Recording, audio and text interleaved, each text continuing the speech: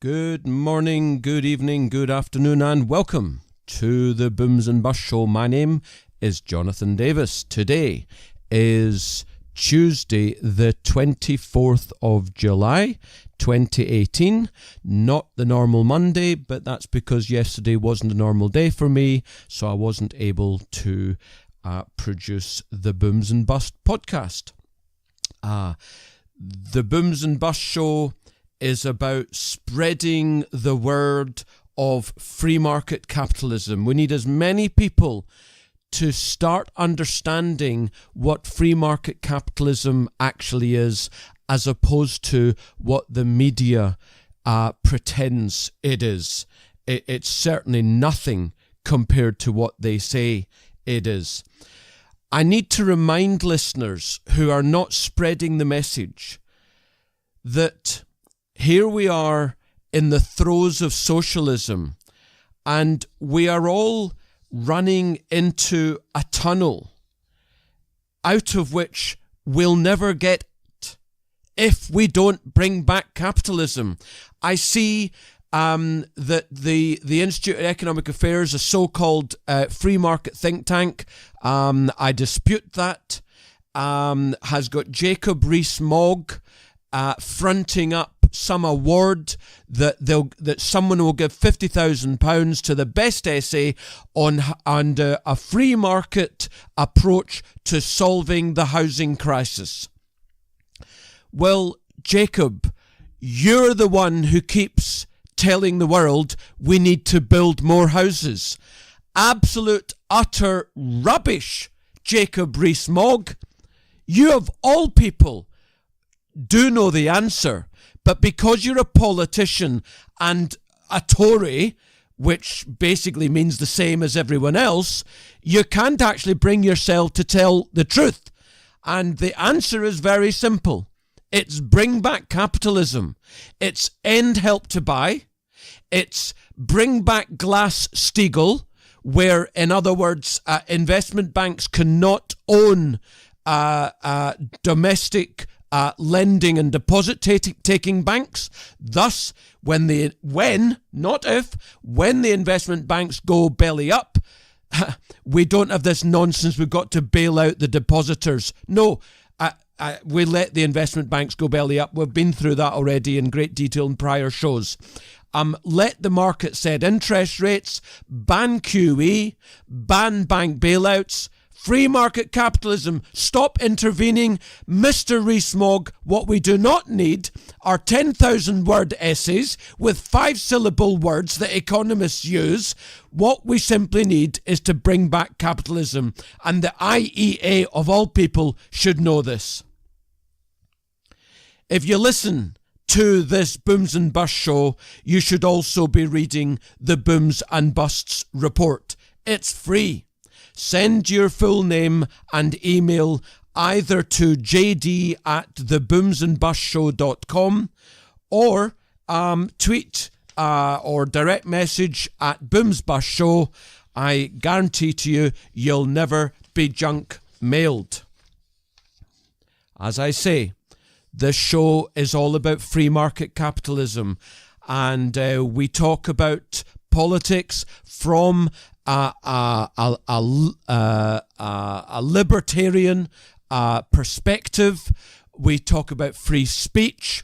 We certainly talk about the benefits, the massive benefits of free markets and capitalism, and we show repeatedly how free market capitalism helps the people, whereas socialism and cronyism continues and always has had helped the elite. Doug Ford, remember that big massive Canadian bloke who was found out for, what was it canoodling with an employee or snorting some coke or something like that, but they really ripped him apart. Funny he's a conservative, isn't it? Well, he's now been elected, I'm delighted to say, as Premier of Ontario. He's also obviously going to be a thorn in Trudeau's back, which is fantastic. He's tweeted on July the 17th, a week ago, we promised to restore trust in Ontario's public finances, and that is what we are doing. Today, we launched a commission of inquiry and line-by-line audit of province spending. Don't ya just love it? Now, I got some peak leftyism here. BuzzFeed, I don't think I've ever looked at the website because I know what it is. And the headline, which Susanna Cristalli wrote on the 22nd of July was, are you ready for this? Why is porn so sexualized?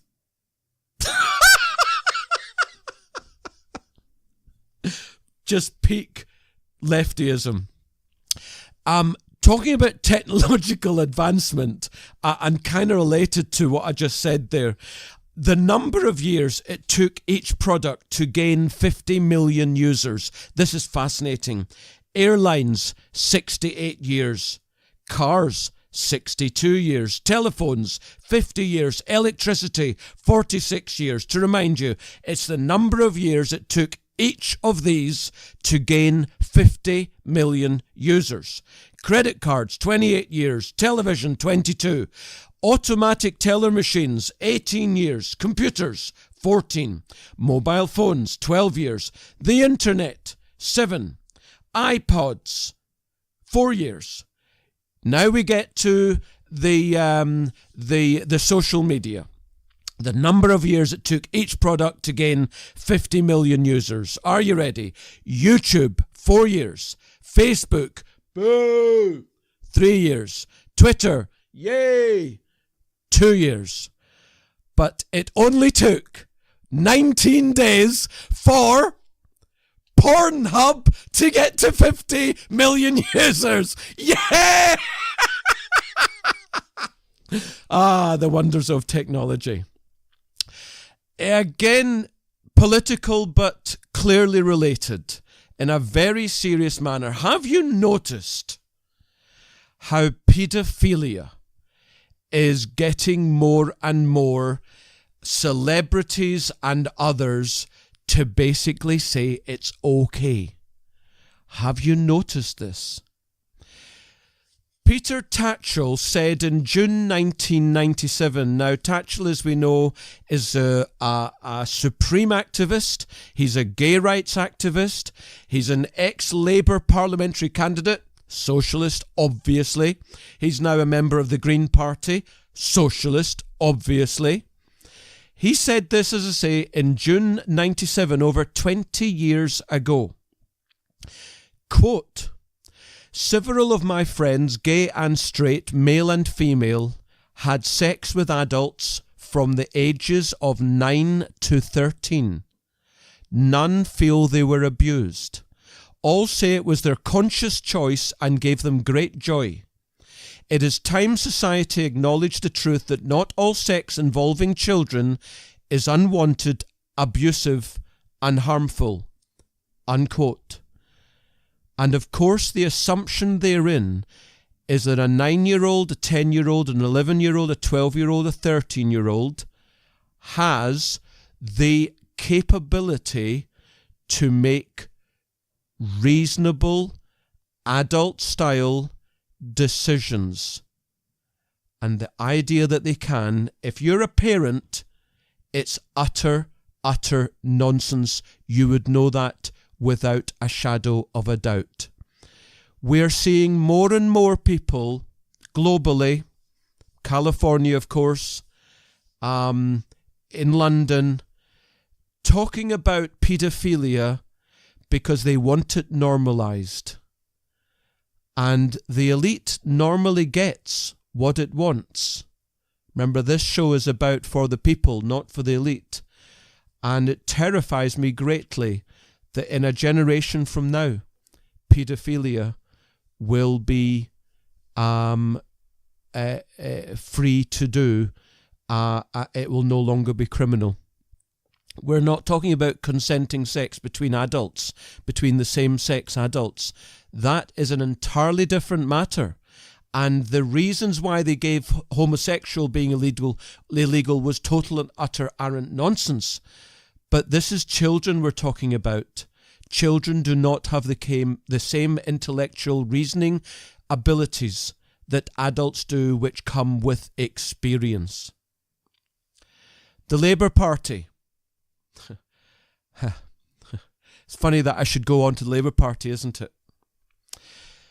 Stephen Pollard, who is the editor of the Jewish Chronicle, a national newspaper, he tweeted, "Be clear what has happened. Labour has now formally adopted a position that allows its members to be anti-Semitic. And it has added in, purely for spin, a post hoc, quote, consultation, unquote, that no Jewish representative body can now go near. This is a shameful day for Labour." Well, it's not the first, is it, Mr. Pollard? So Labour has rejected the international anti-Semitism definition. It's approved its own code of conduct. This is unique in the developed world. The United Kingdom Opposition Party. My goodness. You've got the likes of Margaret Hodge MP, Jewish lady, who is up in anger about this. Excuse me, Mrs. Hodge, how can you be a socialist and not realise that socialism is against Judaism, is fervently and forever has been anti-Semitic? And why have you not resigned from the Labour Party? Even Chuka Amuna, who we in the Brexit side can't stand because he lies all the time. Even he is up in arms about it. Again, you're up in arms, you people, but why are you not resigning? Hundreds of British Jews demonstrated against racist Labour, hashtag racist Labour, in Parliament Square, within 48 hours of Labour doing this. Not a single UK Labour MP joined the demonstration. That's how much these people are angry. Are they hell? Interesting to see that they call themselves Jewish Labour. That's certainly their Twitter handle. They're taking the Labour Party to court for their failure to act on anti-Semitism. Listener, what would it be like in the media if they were taking the Conservative Party to court for this? We wouldn't hear the end of it, and yet we haven't even heard the start of this. And in a separate action, another crowd called the Labour Against Antisemitism are preparing a complaint to the European Court of Human Rights about Labour's antisemitism. That's how serious it is, and it is literally nowhere in the media. This is the hypocrisy of the elite, of the media, the financial elite, the political elite. They're all in cahoots. You think there isn't something behind the conspiracy theories of the Davos crowd, of the Bilderberg crowd? You're dead right. There is a great deal about those conspiracy theories because they run the show. I see that there is now an index for the level of global populism. And actually, it's at the highest point, the people voting for, quote, populist, unquote, parties, such as the AfD in Germany, the Lega in Italy, Trump in the US, the SD in Sweden, the Swedish Democrats, Even in Mexico, the AMLO, which has just elected a socialist president, but populist nonetheless, and of course little UKIP with its now 6 or 8% in the polls, depending upon what you see. The level of populism globally is the highest since, get this, the Second World War. And I would just point out, remember the whole EU rejects populism after Brexit thing? Well, 2 years on, the Swedish nationalists are number 1 in the polls. The German AFDs are number 2 in the polls. Italy got a 60% vote for the populists. Austria, 58% for the National Populist Coalition. Hungary, 69% for Orban. And look at the polls for Brexit. The people are fed up. And what they're not doing is rising up. What they're doing is going to the ballot box. Are you listening, Theresa May? Are you listening?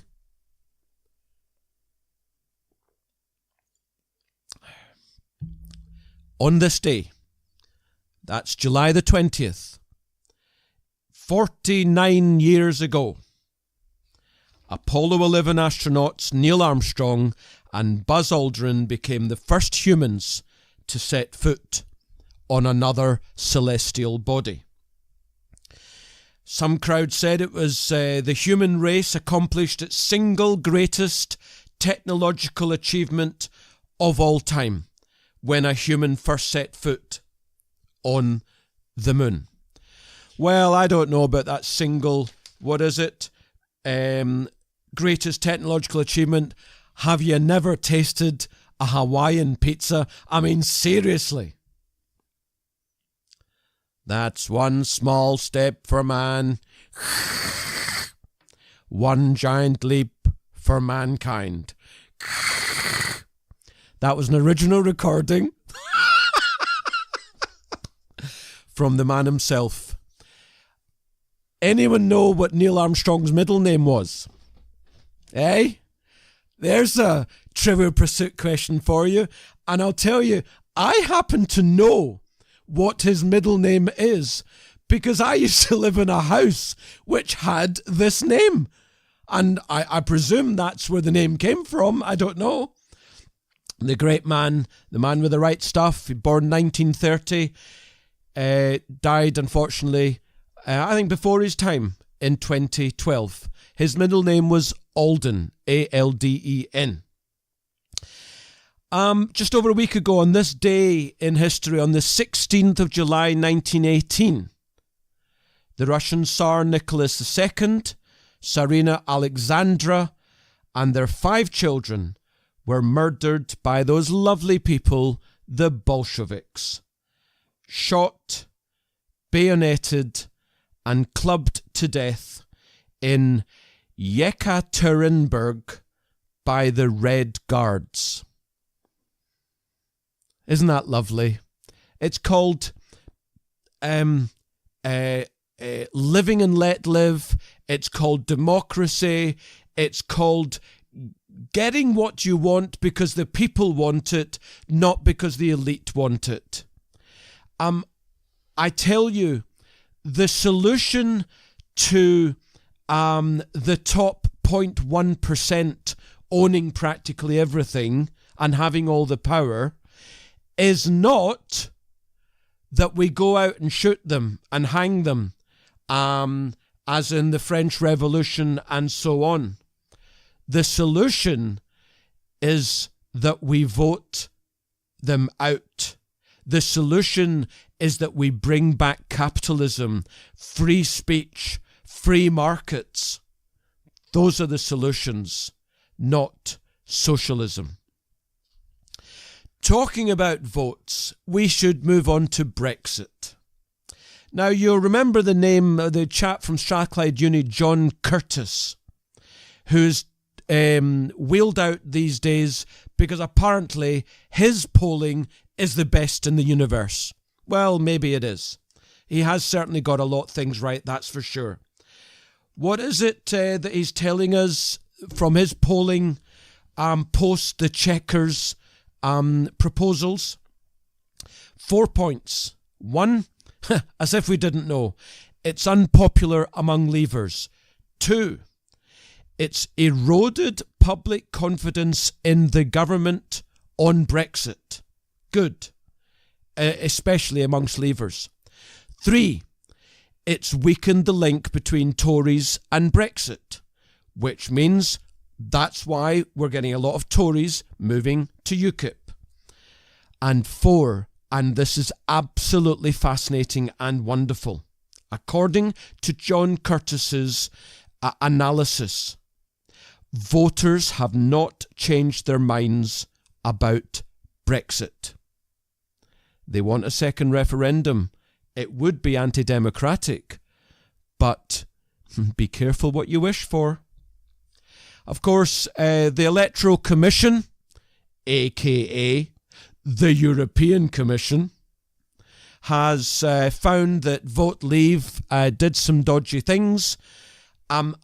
Anyone who is in any doubt whatsoever about the partisanship of that disgusting group of people, just Google who they are.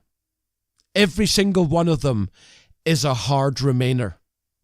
In other words, an anti-democrat. Andrea Jenkins MP, swoon whenever I say the name or think of her. She asked the key question to Theresa May. Prime Minister, when did Brexit come to mean Remain?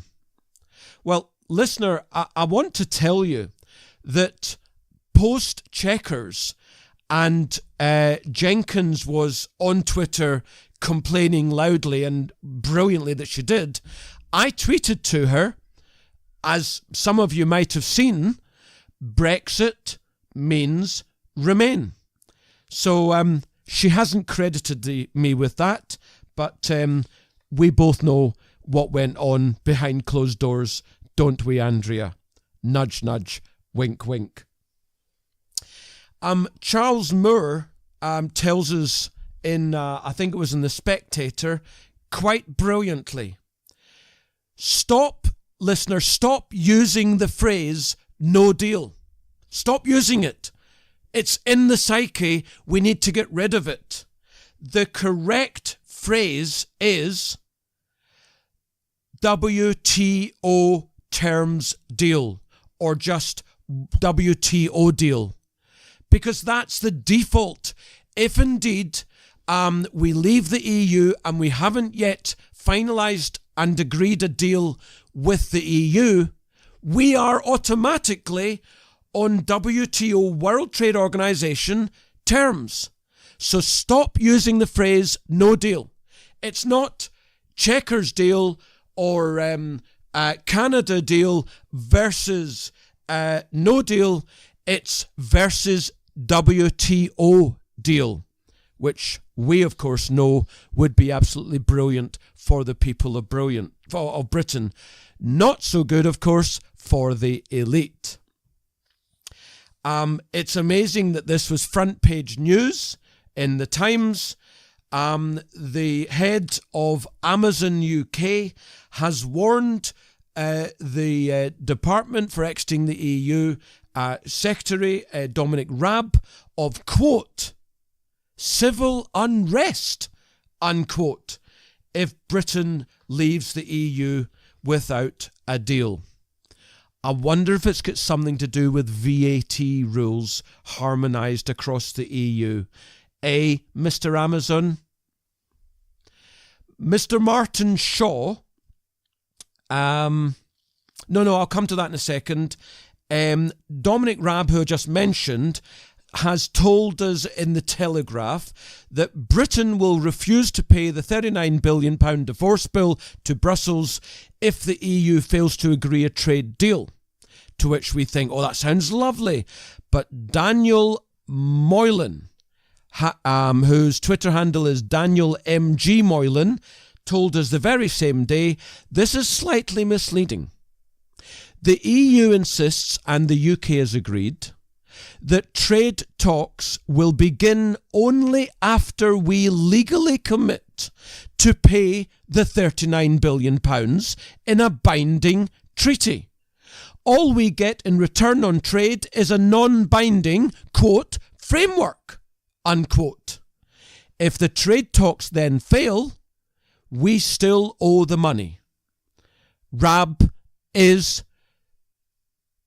pants are on fire, aren't they, Mr. Rab? Getting back to Martin Shaw. Martin Shaw, wasn't he one of the professionals? Okay. From Marlow in Buckinghamshire, wrote into one of the papers, the Telegraph or the Times, not quite sure, the FT, I do not know. Sir, this is of course following Chequers. Are we to be the only ex-member of the British Empire to have failed to achieve independence? Isn't that absolutely brilliant? Are we to be the only ex-member of the British Empire to have failed to achieve independence? Good on you, Mr. Shaw, for putting it succinctly. Well, on this week, in 1790, Adam Smith, the founder of free market capitalist economics, Scottish, economist, philosopher, writer, the invisible hand and all that, he appears on the £20 note, and I've got one in my hand.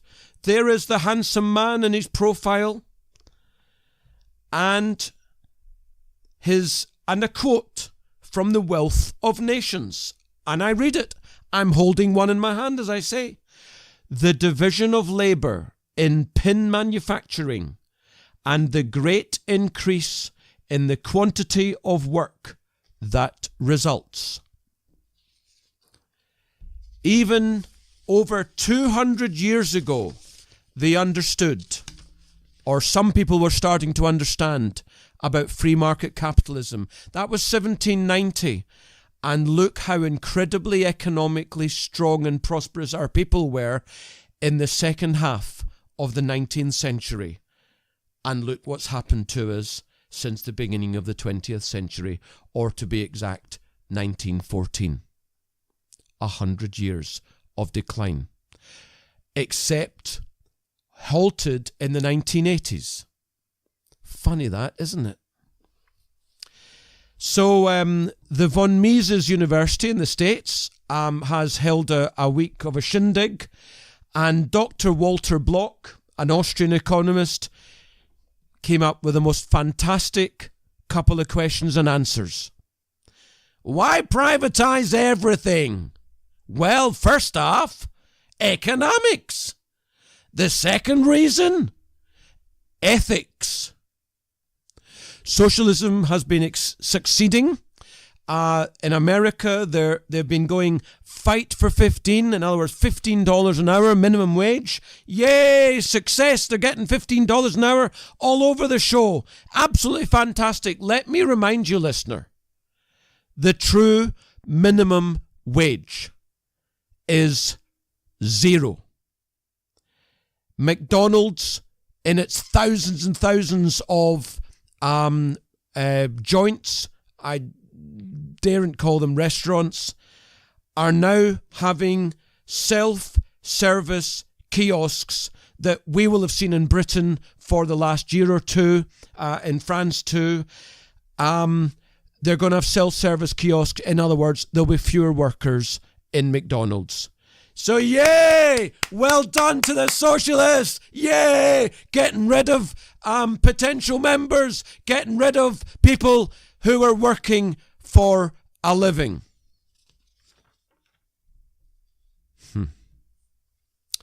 Climate. I remind you that Trump didn't attend the nonsense Paris climate thing. I've said it 2 weeks in the trot now, where 150 world leaders flew to Paris to tell us all to use less fuel. Well, according to Daniel Lacalle, I think it is, I could be wrong, I'm not sure, certainly the BP Statistical Review of World Energy, June 2018, the US has reduced more CO2 emissions in 2017 than all the 6 other countries combined, as mentioned, China, India, Turkey, European Union, Iran, and the Paris Climate Summit. China, EU, India have massively increased emissions. So the Chinese, the Indians, the EU, they're all talking green. They're all talking about cutting emissions. They're all talking about you've got to do more. Trump is a terrible person. America is a terrible country. In fact, America is the country that's getting the job done. More EU hypocrisy. I can only believe it, should I say. Just got to tell you this, that a new supermarket is open near my house. It's got one of these automatic water misters to keep the fresh produce fresh. Just before it goes on, you hear the sound of distant thunder and the smell of fresh rain. It's amazing. When you approach the milk cases, you hear cows mooing and you experience the scent of fresh hay. You know how these big stores, as soon as you walk in the door, they flood you with the smell of bread. They make you feel hungry to make you buy more and more. When you approach the egg counter, you hear hens cluck, cluck, cluck, cluck, a little cackle, and the air is filled with a pleasing aroma of bacon and eggs frying. Isn't it lovely? The vegetable department features the smell of fresh buttered corn. I mean, seriously, the things that these big stores are doing these days. I don't buy toilet paper there anymore. Talking about climate change and you've seen that everyone's against plastic straws. Is it Starbucks have said they're not doing it anymore, hotels. I see that cruise lines have joined hotels, theme parks, and indeed cities in banning plastic tubes to help the environment. Cruise lines, isn't that really great of them? Well, let me give you a statistic about cruise lines. They spew globally about 1 billion tons of raw sewage into the oceans every year. Those ships use for fuel 30 to 50 gallons per mile. Yes, you heard right. But the problem with the environment is because of the straws. Right. Now, have I got time to do this? Yes, I think I do. You know, it's interesting that most white-collar workers think that their job can't be automated, and they feel safe compared to, like, customer service agents, for example. Well, I've got news for you. With new technology, it's more than likely that white-collar jobs could be semi-automated today. And that, of course, is only a step towards full automation. Listen to this, listener. As I said earlier, our vision for our assistant is to help you get things done. It turns out a big part of getting things done is making a phone call. You may want to get an oil change schedule, maybe call a plumber in the middle of the week, or even schedule a haircut appointment. You know, we are working hard to help users through those moments. We want to connect users to businesses in a good way. Businesses actually rely a lot on this, but even in the US, 60% of small businesses don't have an online booking system set up. We think AI can help with this problem. So let's go back to this example. Let's say you want to ask Google to make you a haircut appointment on Tuesday between 10 and noon. What happens is the Google Assistant makes the call seamlessly in the background for you. So what you're going to hear is the Google Assistant actually calling a real salon to schedule the appointment for you. Let's listen.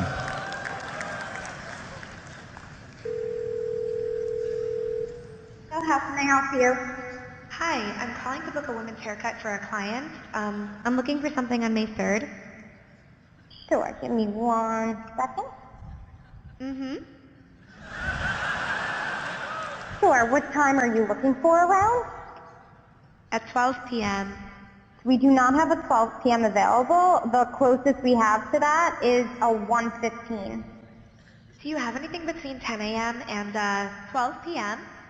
Depending on what service she would like. What service is she looking for? Just a woman's haircut for now. Okay, we have a 10 o'clock. 10 a.m. is fine. Okay, what's her first name? The first name is Lisa. Okay, perfect. So I will see Lisa at 10 o'clock on May 3rd. Okay, great. Thanks. Great. Have a great day. Bye.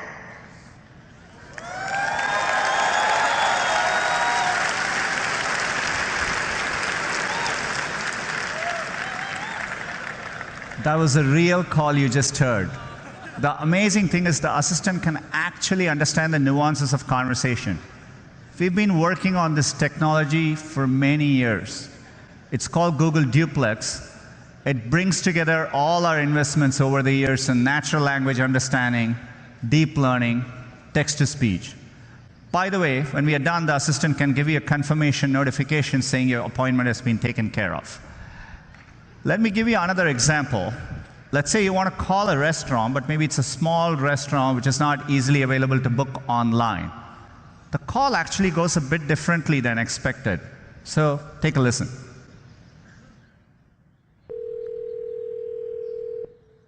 See how may I help you? Hi, I'd like to reserve a table for Wednesday the 7th. For 7 people? It's for 4 people. 4 people when? Next Wednesday at 6 p.m. Oh, actually we leave here for after 5 people. For 4 people you can come. How long is the wait usually to be seated? For when, tomorrow or weekday or? For next Wednesday, the 7th. Oh no, it's not too busy. You can come for 4 people, okay? Oh, I gotcha. Thanks. Yep. Bye bye.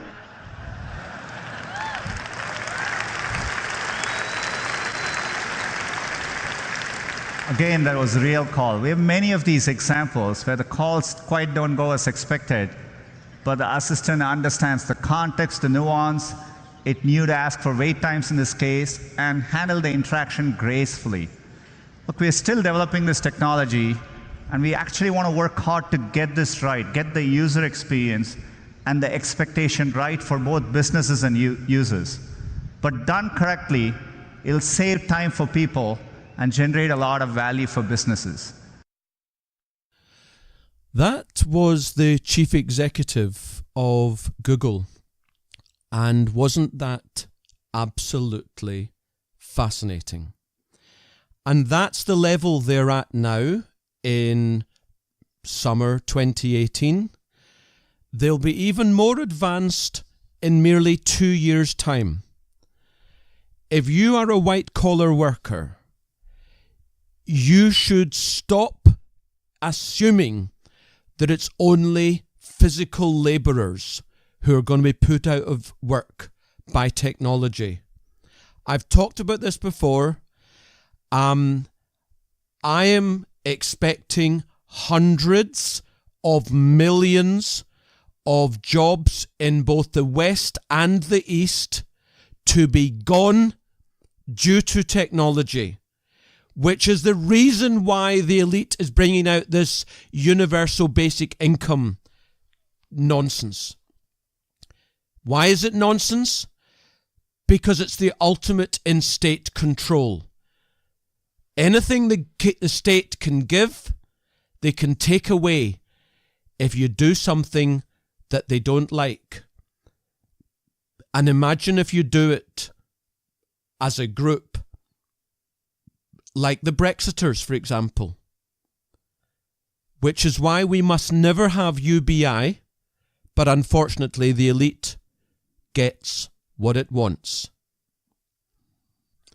Now moving on, breaking news, this is absolutely serious, from a senior Israeli official.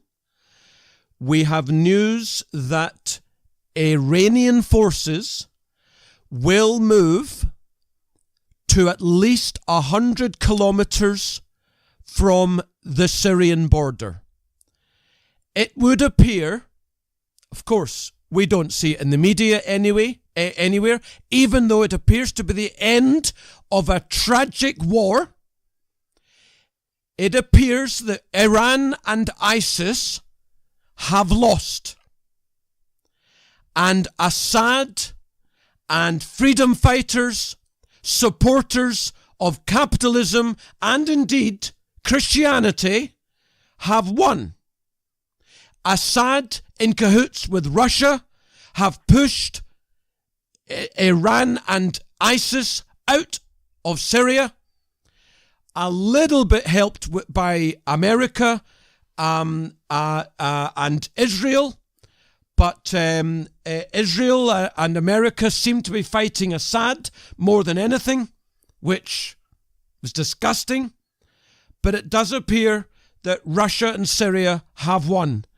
And it's absolutely, utterly fantastic news, except that it's not news because no one will get to hear about it because it's nowhere mentioned.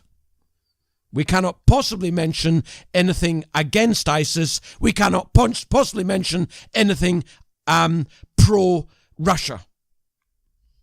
Talking of America, Trump tweeted yesterday, quote, to Iranian President Rouhani, and now he gets into block capitals, never ever threaten the United States again, or you will suffer consequences the likes of which few throughout history have ever suffered before. We are no longer a country that will stand for your demented words of violence and death. Be cautious. Now, on one level, it's pretty amazing to hear the US president tell a terrorist leader that. But another level, is this really how leaders should treat each other? I mean, yeah, Rouhani is a disgusting person. We know the sort of things that Iranians do for the leadership. But is this really how Trump should be acting? As far as I'm concerned, it is not. And that should never have happened. Steve Mnuchin, the US Treasury Secretary, I have to admit, I don't even know what the Treasury Secretary does. I don't know how it relates to anything in the UK or in European countries. I don't know what the Treasury Secretary does. Okay, that's my admission. Well, he and other Treasury Secretaries and also central bank chairmen and governors were at a G20 conference in Argentina at the weekend. Mnuchin tweeted, just met Bank of England Governor Mark Carney, productive conversation on Brexit negotiations as well as cryptocurrency. Well, not really interested in that latter point. So, productive conversations on Brexit, was it, Mr. Mnuchin? Was that Mark Carnage, did he tell you that he's still going to continue to do everything he possibly can to make sure that Brexit didn't happen? Or was that not what he said? Well, I imagine that's what he meant. So we're getting a visit from the Islamic leader of Qatar, a country where homosexuality is punishable by death. He's visiting the UK. Total media blackout. How many leftists are going to protest against Al-Thani's visit this week, like they protested against Trump last week? Where's the balloon with the underpants? What's the date of the march? Where are the offended masses on Twitter? So we've got the leader of a country with an horrific human rights record dropping in on the UK without a whisper. What a joke, the virtue signalling, morally repugnant lot the lefties clearly are. We are reminded that taxpayers now pay in the UK, moving on to economics, £1 billion a week in interest on debt.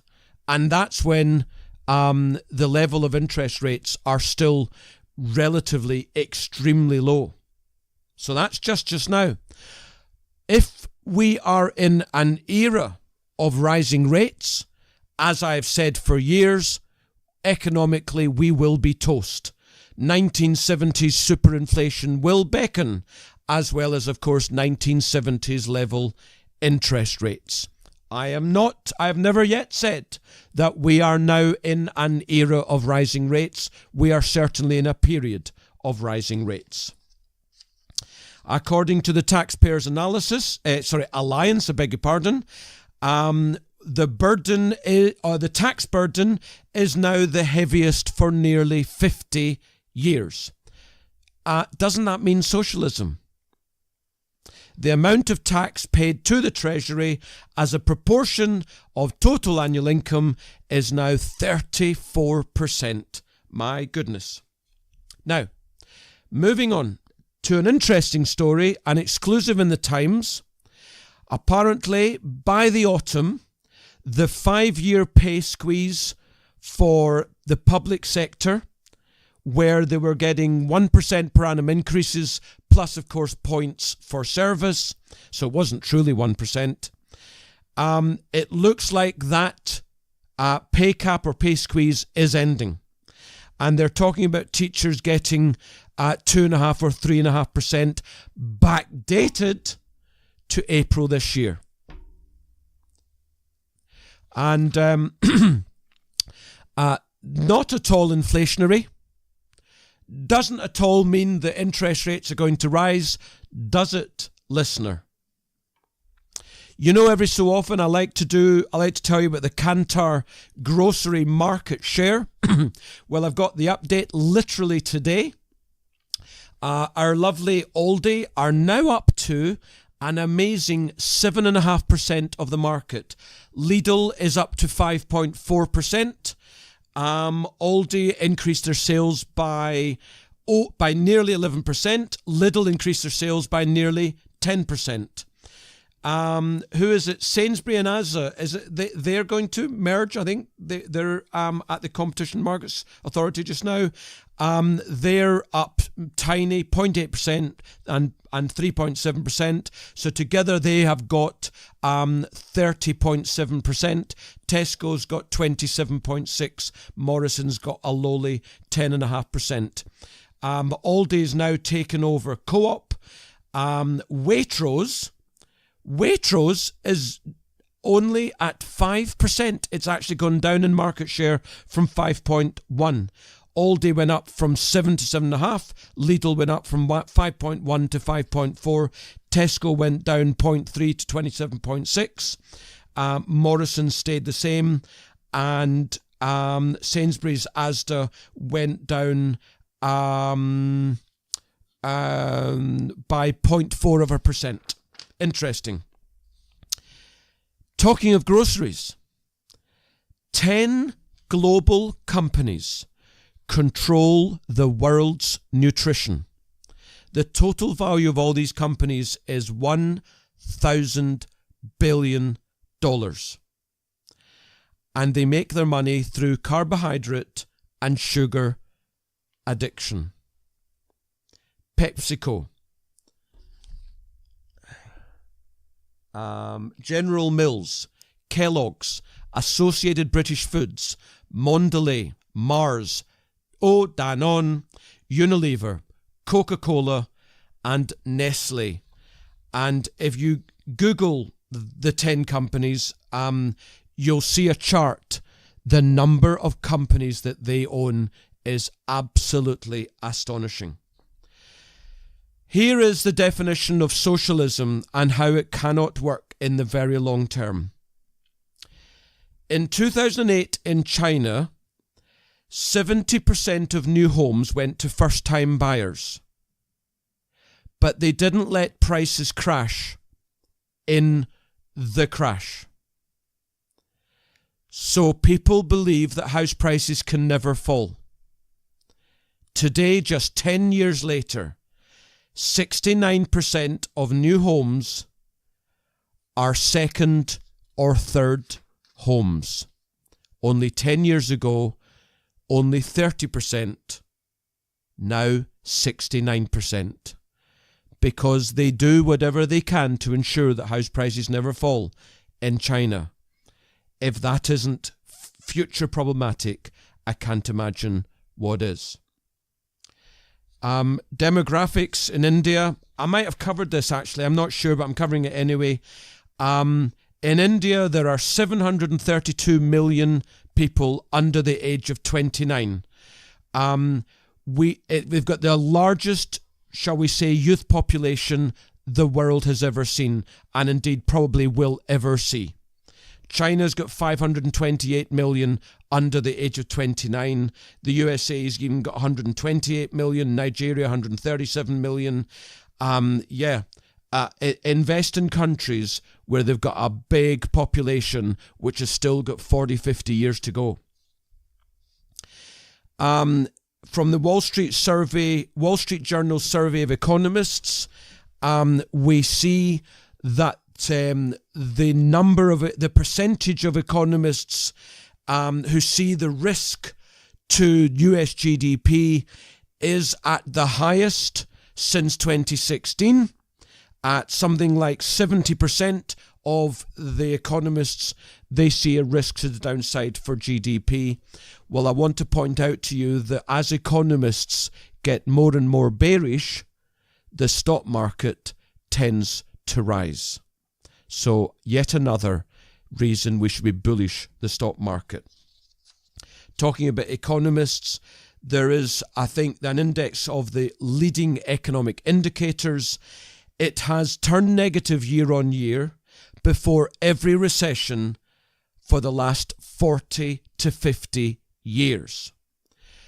And last week, it came in, the LEI index came in at plus 5.8% year on year. That's for the US. The US is not entering into recession anytime soon. Buy stocks.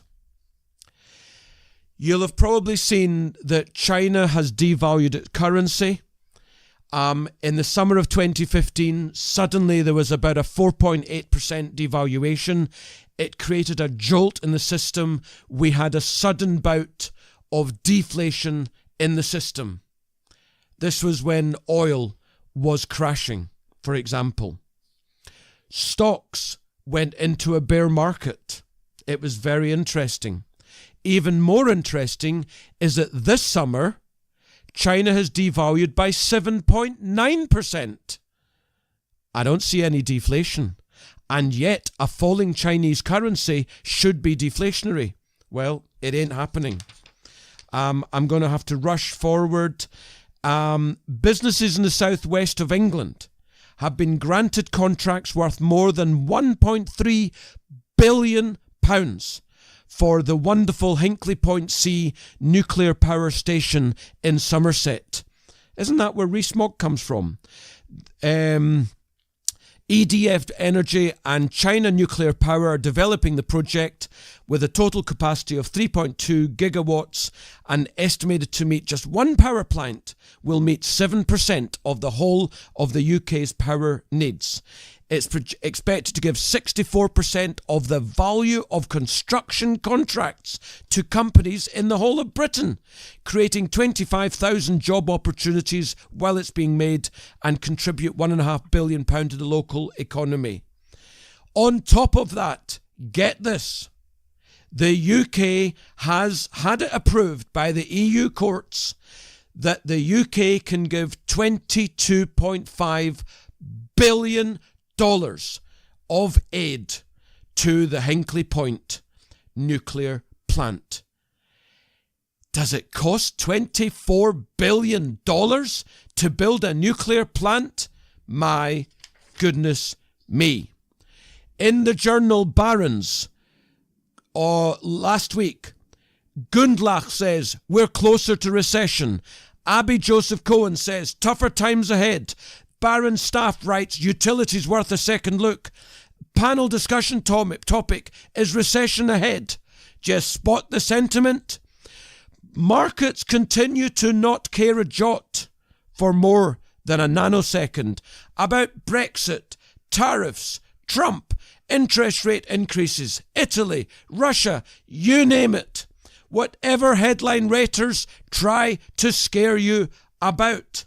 What about quantitative tightening? They said that's going to bring the stock market down. Well, actually, QT is building and the stock market is also building. But let me tell you the ridiculousness of the scaremongers.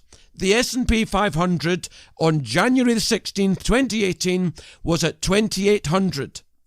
2 months later in March, 2,800. April, 3 months later in June, 2,800. A month later, July the 20th, 2,800.